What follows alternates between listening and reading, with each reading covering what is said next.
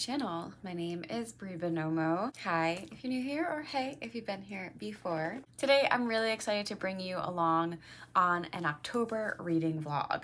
I have quite a lot of atmospheric books that are perfect for this time of year, and I have so many books that I need to catch up on, ones that I might not have any mood for the rest of the seasons. You know, I am a big mood reader, and October and somewhat into November tends to be like a really good time for horror and gothic and like thrillers for me. So I have quite a few books that I want to try to get through. I will say I'm not promising that I'm going to get through all of them. This is a very lofty reading list, and my guess is going to be that I won't be able to finish the majority of them, but we're going to see where we get to.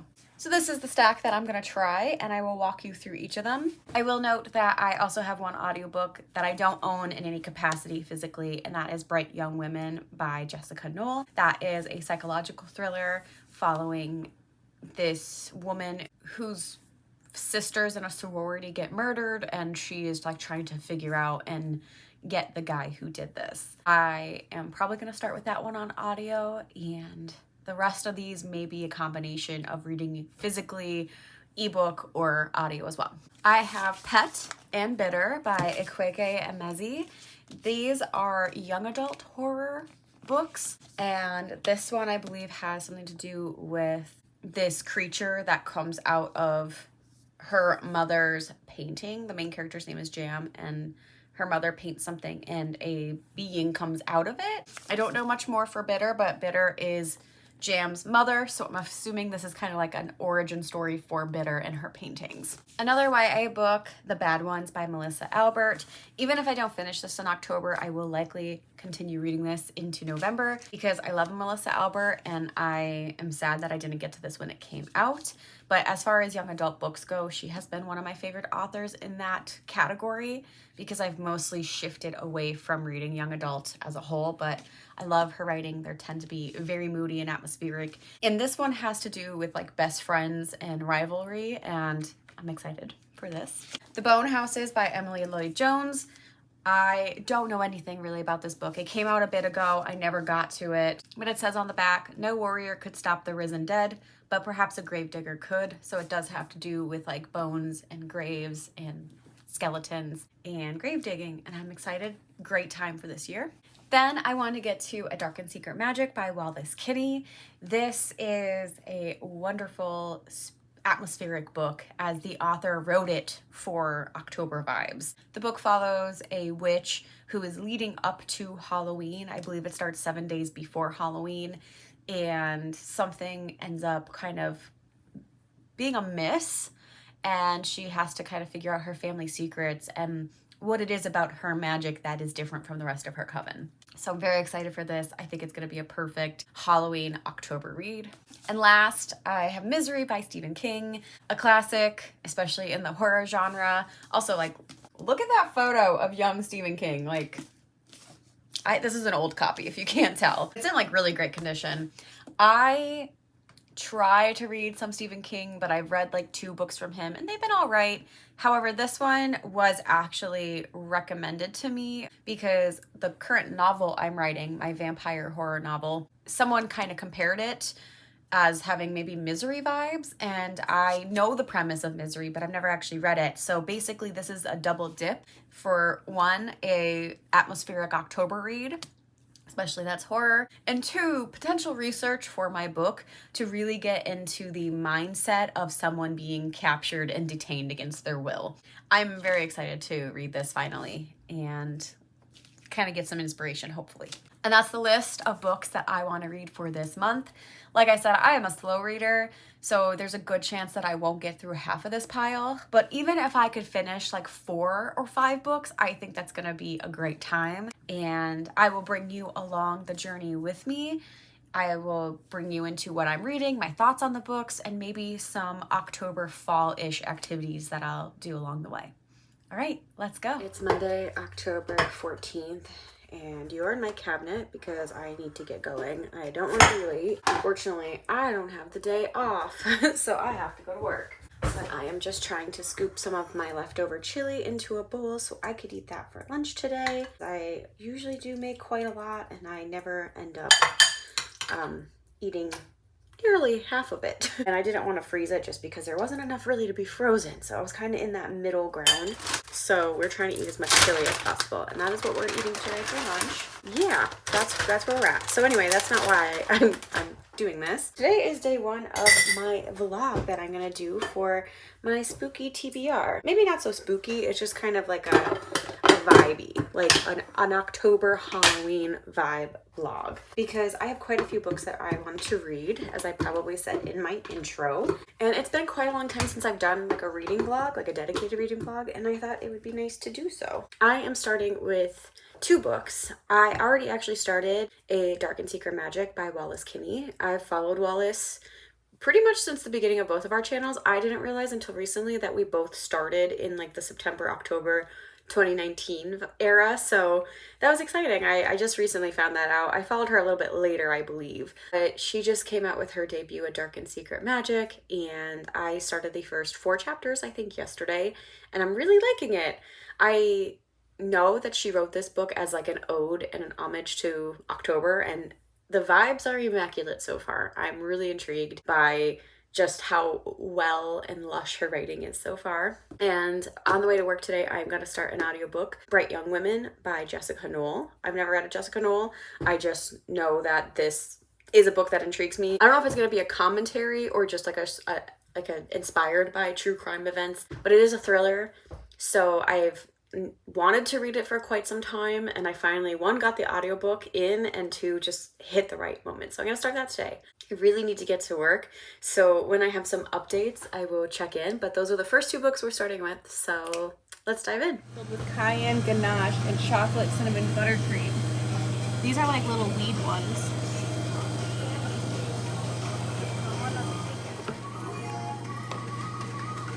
These are cute. Alright, I am eating some thick book. Best-selling author of the Bone Shard Daughters.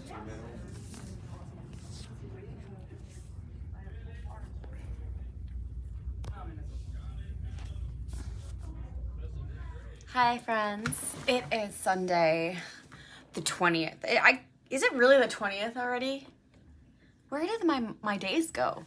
I really just feel like it was like the 2nd of October, but hi, I'm doing a check-in. I almost just nixed this whole vlog. It was a week and I have been reading, but I haven't been updating, and I was like, you know what? No, we're gonna stick it through even if it's a terrible vlog. I am 75% of the way through Bright Young Women. My thoughts so far, I will say the beginning of the book, the first like maybe 3 chapters, I was a little lost. It was a little sluggish. I had a hard time finding my grip with what the book was. And then as we started getting into the flashback, so I realized very quickly that this is a pretty intricate book. We have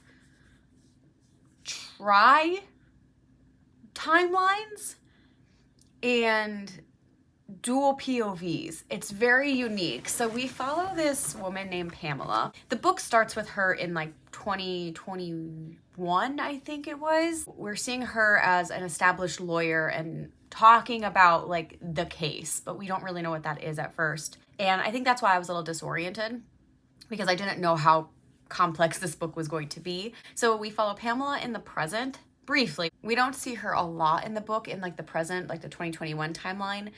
And it goes back in time in like the 70s or something, where she is a pre-law student in undergrad, and in her sorority there is a person that enters, kills 2 of her sorority sisters and maims 2 others, and Pamela is the only one that has seen a glimpse of who the killer was. And because she's pre-law, like there's a lot of sexism back then and all this, and that plays a factor into like who the killer actually is. And then you also follow a second POV, who is Ruth.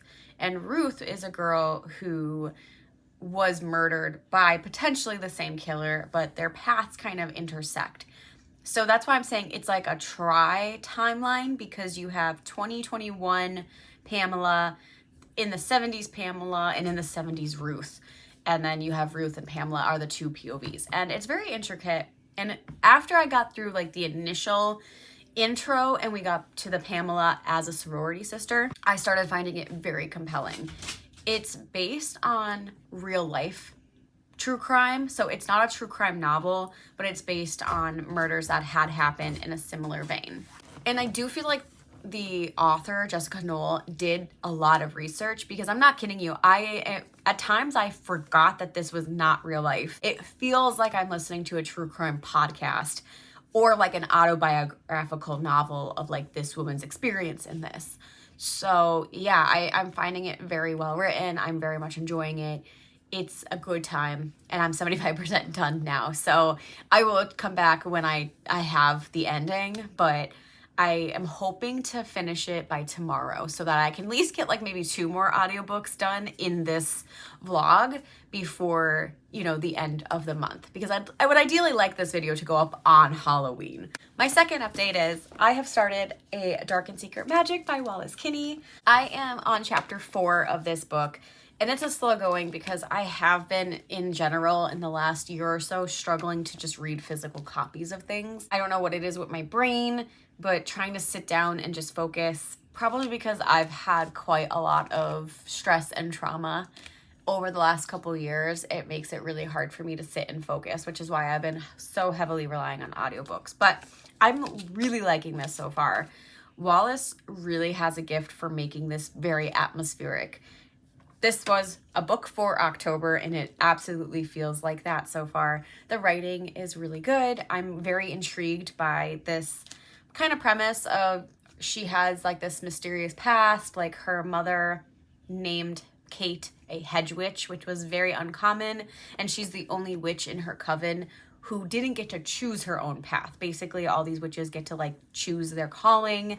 Like, so one of her sisters is like a water witch. Another one is a kitchen witch. There's like book witches. Like, there's all these types of like specialties, which is really cool. And she did not get to choose. And her 31st birthday is coming up, where basically it solidifies like, this is your calling for the rest of your life. Like, you are specializing in this. So like, we don't really know why her mother did this. And she has some omens that are kind of appearing in her house. And then all of a sudden this stranger from her past shows up.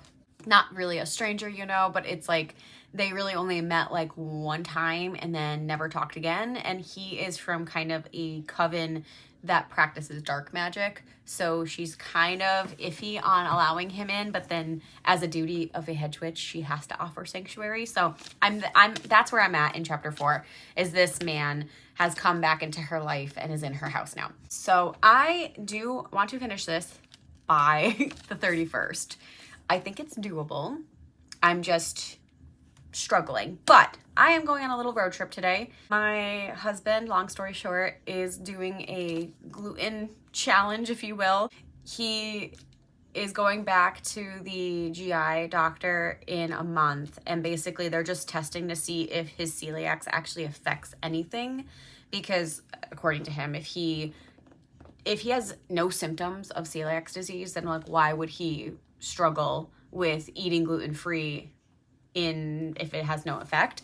We also don't know if like the celiac has any issue on his GI. Like, so he's been having stomach problems on top of being gluten-free for a year. So long story short, we're gonna go on a little road trip to Hot Dog Johnny's to get some hot dogs, because he has been dying for it forever. And we're gonna go to the store too. There's like an outlet that's halfway between us and Hot Dog Johnny's, so we're gonna go to the outlet store. We have to return a few things, maybe get something else, and go get hot dogs. So I'm gonna have some reading time in the car, and I'm really excited. I'm hoping to get a few more chapters done in this. And like I said, I will report back later. So while I didn't get to vlog much, I have been reading through this week, and I have really been focusing on Bright Young Women because it's a longer audiobook in some ways, even though I'm listening at 1.75 speed, but I should be done by tomorrow. So yeah, we will update when I have maybe these 2 books done, or at least the 1 book done, and we can start on the next one.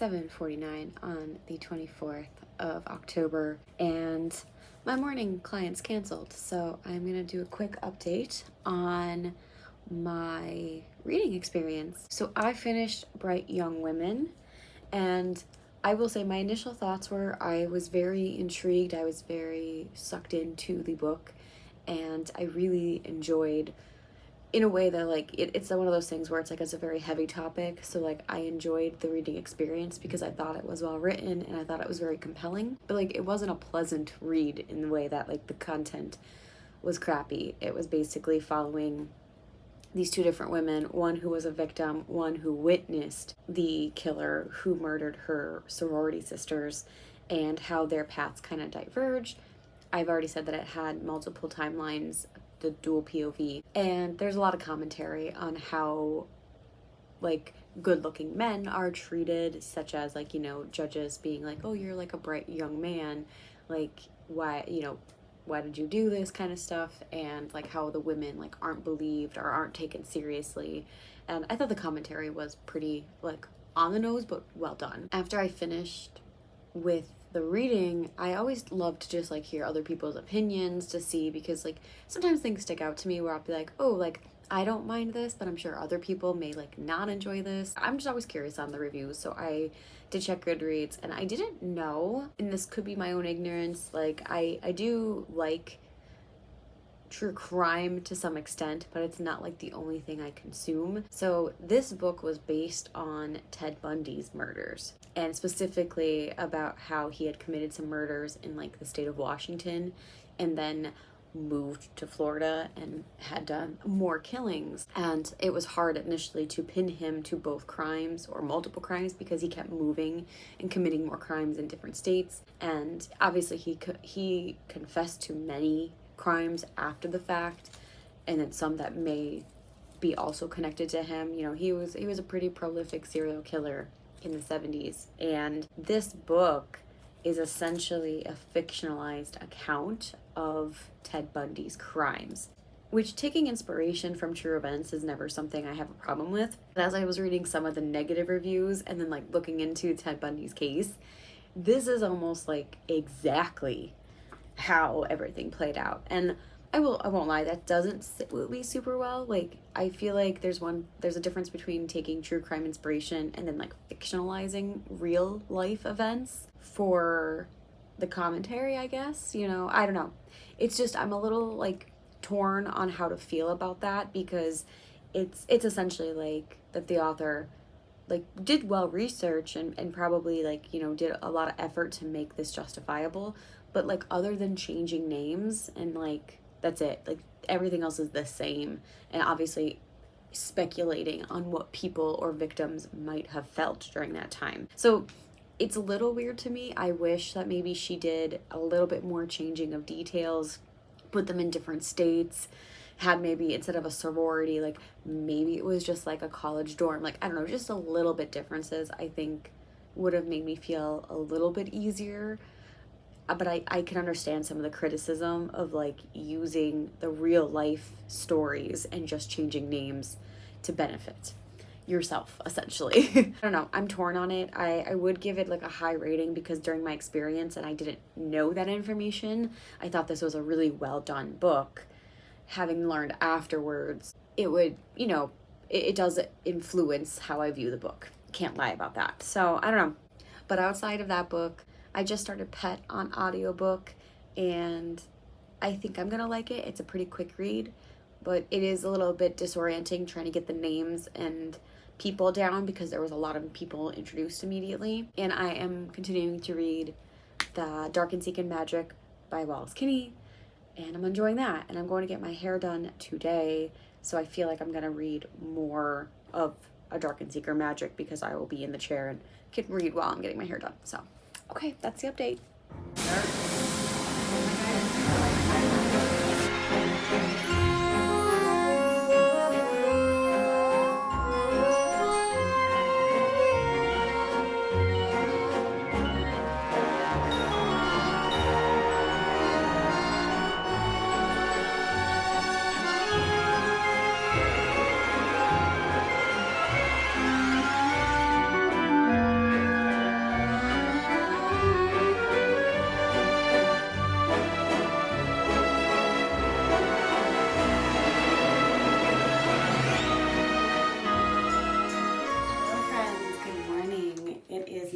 Thursday the 28th. We are almost done with this vlog.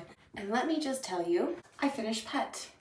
And we're gonna talk about it while I get ready for work because I don't know when else I'm gonna be able to talk about it. So I'm not gonna hold this the whole time, but just so we reference, it's a Kweke Emezi, and it's a short little kind of novella. So this book follows our main character, Jam, and once her mother, who is a painter, paints a portal for this being from a different dimension to come out, and that being is called Pet. And Pet is a hunter, and he is hunting monsters in our world. And basically, Jam and Pet go on the hunt because the monster is assumed to be Jam's best friend's family of some sort. We don't know who it is, but they think that Jam's best friend is in danger, and so they try to concoct a scheme to find the monster without Jam's parents finding out because they want her to banish the monster because it's tied to her, as well as making sure that her friend is still safe. So she chooses to make the friend safe more than anything. And the book is very short, so I won't say more than that, but it was very good. I will say initially I was a little stuck with the names and like the orientation of like where we were in this world and like what it meant to be like angels versus monsters and kind of that. But once I got past like the first chapter, because they're pretty big chapters on the audio anyway, I listened to it on an audiobook and like they're like 30-minute chapters. After the first chapter, I felt myself being much more familiar and was able to ground myself and then enjoy the book. There were some cute little references, like there was something about the main character loving N.K. Jemisin books, which is an author, it's on my to be read list, and I was like, oh, that's really cute, and things like that. But like overall, it is like a darker theme book.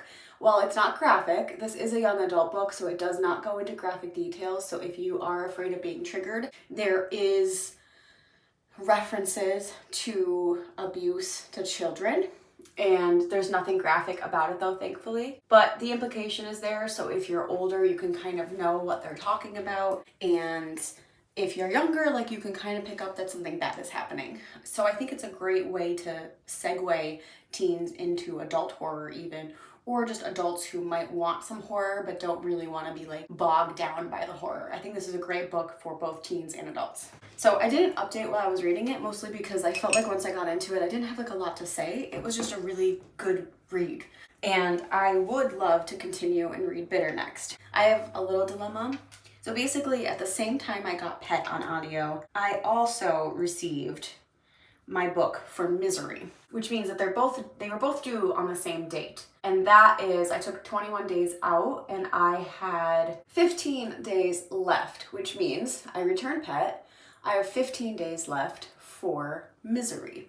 I also have 19 days for Bitter because I just got Bitter on loan. So I have both of these books and I really would like to continue with Bitter. And this is my thing. So I can be a slow reader because reading, that's not my full-time job. I have a very demanding job and I can't just like sit and read in between work because if I'm dealing with clients, like I'm a counselor if you're new here, I can't just sit and read, you know?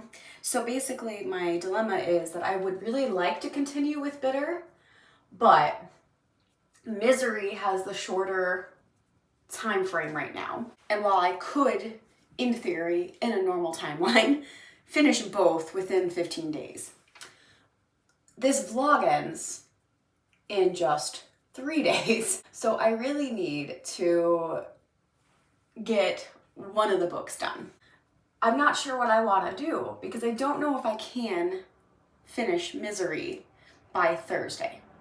I want this vlog to go up on Halloween, so really I have to be done by Wednesday reading so I can edit and upload and do all my little doohickeys with the vlog, you know? I don't think I could do Misery by then, but in the event that for some reason I also don't finish Bitter in the 3 days, then I feel like I'm just gonna waste my time completely, you know? I think I am gonna go with Bitter, even though part of me is like, I should do Misery because it's also gonna be writing research for me, but like, I can still have Misery for 2 more weeks.